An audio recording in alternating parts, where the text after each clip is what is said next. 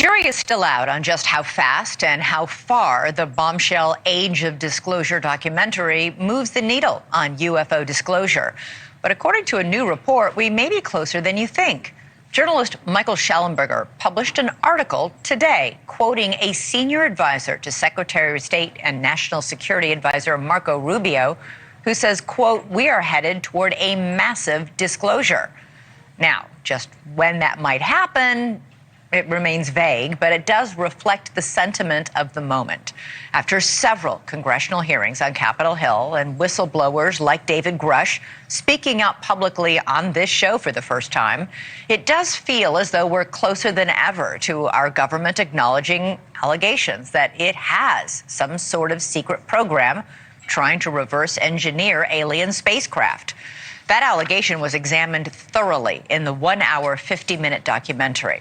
Rubio was by far the most senior official who went on the record, on camera, demanding answers. And the documentary wasn't the first time that he's voiced his concern about this. He spoke to News Nation in 2023 and said individuals with high clearances to work on this top secret program are too afraid to speak out because they fear retribution.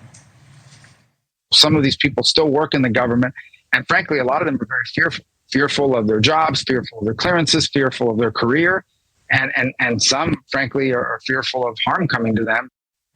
It is not just government employees who are in the know. Rubio believes the U.S. government has handed over these UFOs, these spacecraft that they have found, to private military contractors. He says those contractors know more about these crafts than the U.S. government. National security risk? Sure sounds like it could be. Joining us now is Michael Shellenberger, journalist and founder of Public News. Welcome back to the show, Michael. Always great to have you on.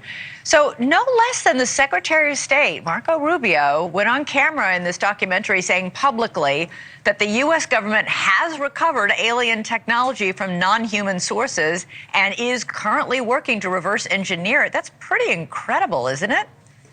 Yeah, absolutely. Great to be with you, Elizabeth.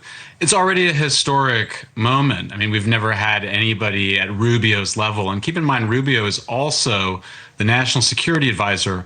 The last time you had the Secretary of State and the National Security Advisor as the same person was Henry Kissinger between 1973 and 1975. Rubio is, arguably number 3, although the State Department is number 1 in foreign policy after the president.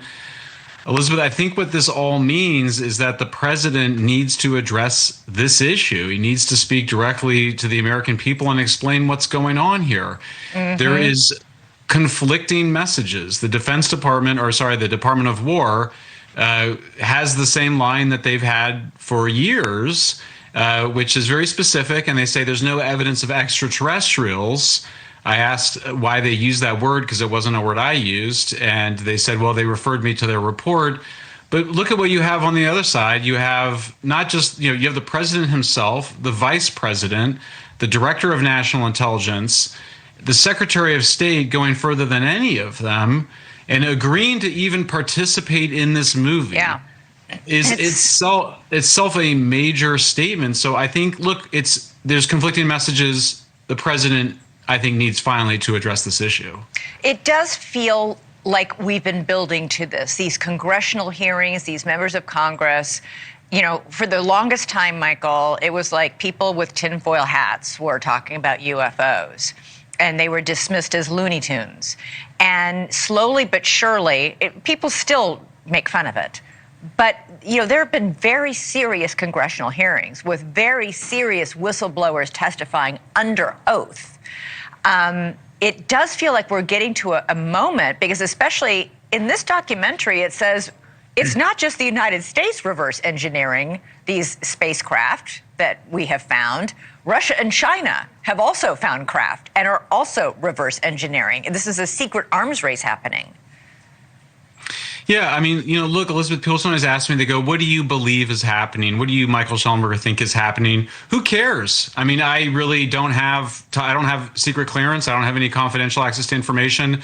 You should care what the Secretary of State says. Right. The director of the CIA, the director of national intelligence, the vice president.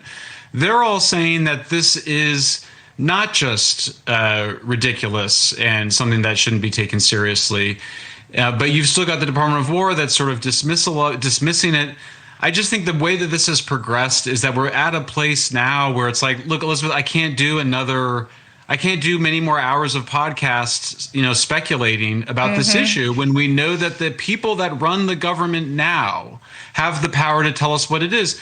And like I said in my piece, if it's all a delusion and it's all, a kind of circular reporting based on disinformation from the 50s and 60s, then the president should reveal that. But either way, you have very conflicting messages coming from the highest levels of our government. I think they need to figure out a way to deconflict that.